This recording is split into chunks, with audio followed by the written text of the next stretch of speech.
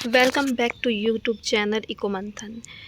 UGC NET में आने वाले बहुत सारे इकोनॉमिस्ट जैसे Gunnar Myrdal, Milton Friedman, Arthur Lewis और बहुत सारे ऐसे topics, GATT, NABARD, FDI, WTO, GST, ऐसे बहुत सारे क्वेश्चंस हैं जो कि बार बार रिपीट होते हैं यूजीसी नेट में। तो स्टार्ट करते हैं आज का टॉपिक, जो कि है इन्हीं सब के बीच गुन्नार मिर्डल और Milton Friedman, Arthur Lewis, GATT, NABARD, NEP, इन सब के बारे में आज हम इस वीडियो में कैप्चर करने वाले हैं। तो वीडियो स्टार्ट करने से पहले हमें सब्सक्राइब करना ना भूलें, और अगर आपको ये चैनल अच्छा लगता है तो हमें फॉलो करें और कमेंट में नेक्स्ट टॉपिक का हमें आइडिया दें। स्टार्ट करते हैं आज का फर्स्ट क्वेश्चन। निम्नलिखित सिद्धांतों को सबसे पुराने से लेकर नवीनतम तक सही कालानुक्रमिक क्रम से व्यवस्थित करें। अवशोषण दृष्टिकोण, कारक मूल्य समकारी दृष्टिकोण, पारस्परिक डंपिंग मॉडल, लियोनटिफ पैराडॉक्स, इमराइजिंग ग्रोथ सिद्धांत। जो कि कारक मूल्य है, ये दिया था एब्जॉर्प्शन अप्रोच कहते हैं, जिसको 1952 में सिडनी अलेक्जेंडर ने दिया था। इसको 1952 अलेक्जेंडर।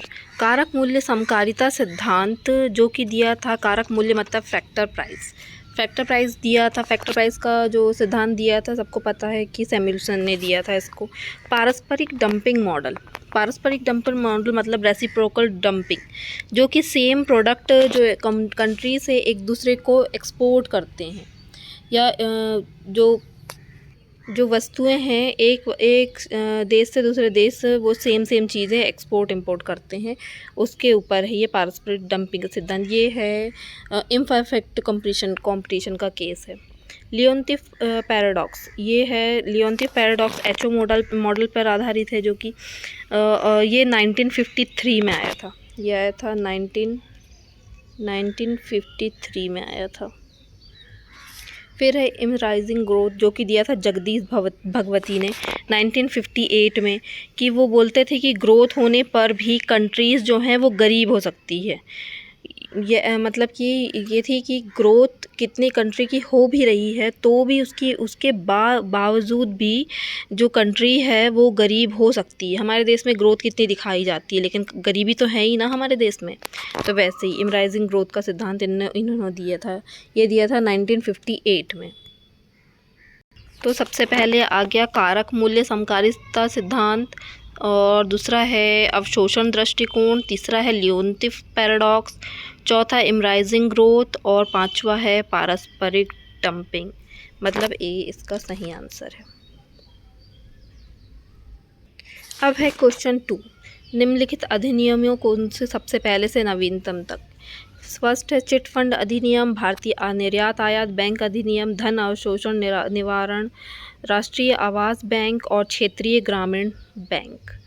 चिट फंड अधिनियम आया था 1982 में। चिट फंड अधिनियम आया था 1982 में। भारतीय आयात निर्यात मतलब कि एग्जिम बैंक, ये आया था 1981-82। धन शोधन निवारण मतलब कि PMLA,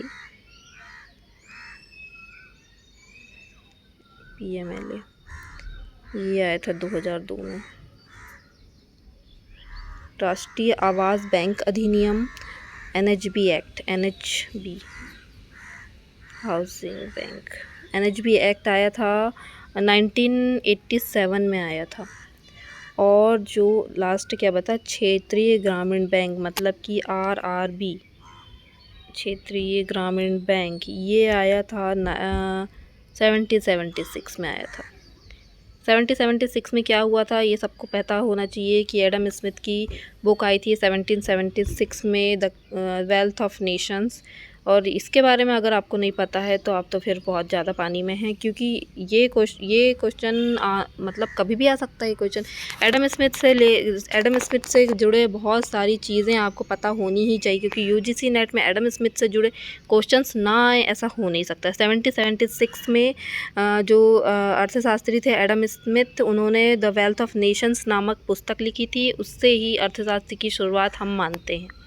जो चलो तो ये क्वेश्चन क्या है, चिट फंड अधिनियम 1982 में आया था, ये 81 82 ये 81 में है, जहाँ तक 81 ही मानते हैं इसको।